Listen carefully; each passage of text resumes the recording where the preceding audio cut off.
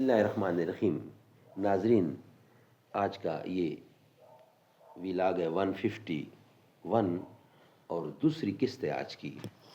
پہلی قسط پہلے بیان کر چکے ہیں، اسی کا ترجمہ ربط آیات میں تشریح بھی پیش کر چکے ہیں اور خلاصہ تفسیر بھی آپ کے سامنے رکھا۔ اب معارف و مسائل ہے اسی کا، اور آیت مذکورہ اور صحابہ کرام کا جذب عمل اس کا ہیڈنگ ہے۔ ناظرین ناظرین ویلاگ نمبر ہے 151 اور دوسری قسط ہے، اور پیج نمبر ہے 107، معارف القرآن جلد 2، سورت آل عمران نمبر 3 اور آیت نمبر ہے 92۔ ناظرین، روزانہ کی بنیاد پر ہم آپ کے سامنے قرآن کریم کا ترجمہ، تشریح، تفسیر اور تلاوت کلام پاک رکھ رہے ہیں۔ اس کتاب کا ٹائٹل ہے معارف القرآن جلد 2، سورت آل عمران سے لے کر سورت النساء تک، پارہ نمبر 3 کا رکوع نمبر 9 سے لے کر پارہ نمبر 6 کا رکوع نمبر ہے 4، اور رائٹر ہیں اس کتاب کی حضرت مولانا مفتی محمد شفیع صاحب عثمانی رحمۃ اللہ علیہ، مفتی اعظم پاکستان۔ نحمده ونصلي على رسوله الكريم، بسم الله الرحمن الرحيم، خيركم من تعلم القرآن وعلمه، بہترین لوگ وہ ہیں جو خود بھی قرآن پڑھیں، دوسروں کو پڑھائیں، سکھائیں اور لکھائیں۔ ایک دن رسول پاک نے اصحاب سے کہا، دیں مال راہ حق میں، جو ہوں تم میں مالدار۔ ارشاد سن کے فرتے طرب سے عمر اٹھے، اس روز ان کے پاس تھے درہم کئی ہزار۔ آیت مذکورہ اور صحابہ کرام کا جذبہ عمل۔ صحابہ کرام رضوان اللہ تعالی اجمعین، جو قرآنی احکام کے اولین مخاطب اور رسول کریم صلی اللہ علیہ وسلم کے بلا واسطہ شاگرد اور احکام قرآنی کی تعمیل کے عاشق تھے، اس آیت کے نازل ہونے پر ایک ایک نے اپنی محبوب چیزوں پر نظر ڈالی اور ان کو اللہ کی راہ میں خرچ کرنے کے لیے حضرت صلی اللہ علیہ وسلم کے سامنے درخواستیں ہونے لگیں۔ انصار مدینہ میں سب سے زیادہ مالدار حضرت ابو طلحہ تھے۔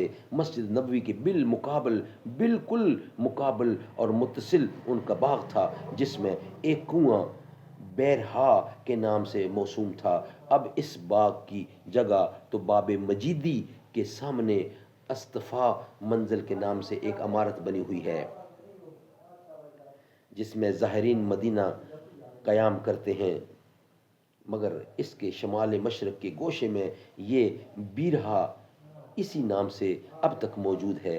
رسول کریم صلی اللہ علیہ وسلم کبھی کبھی اس باغ میں تشریف لے جاتے اور بیرہا کا پانی پیتے تھے۔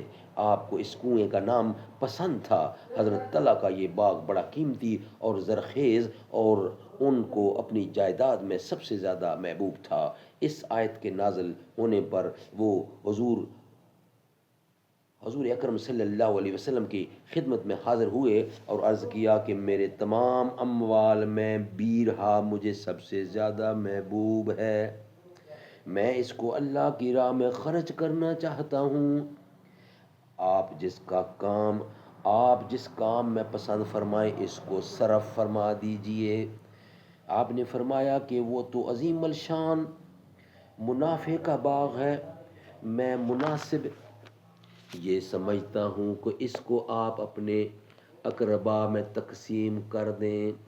حضرت ابو طلحہ نے حضرت صلی اللہ علیہ وسلم کے اس مشورہ کو قبول فرما کر اپنے اقربا اور چچا زاد بھائیوں میں تقسیم فرما دیا۔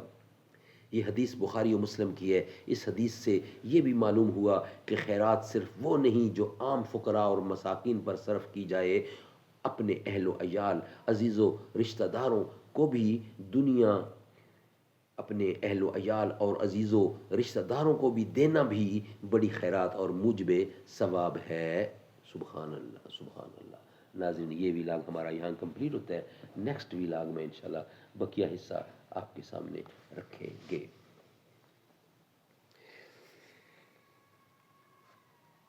وہ جو بلال حبشی ہے، وہ جو بلال حبشی ہے، سرور دین کا پیارا ہے، دنیا کے ہر عاشق کی آنکھوں کا وہ تارا ہے۔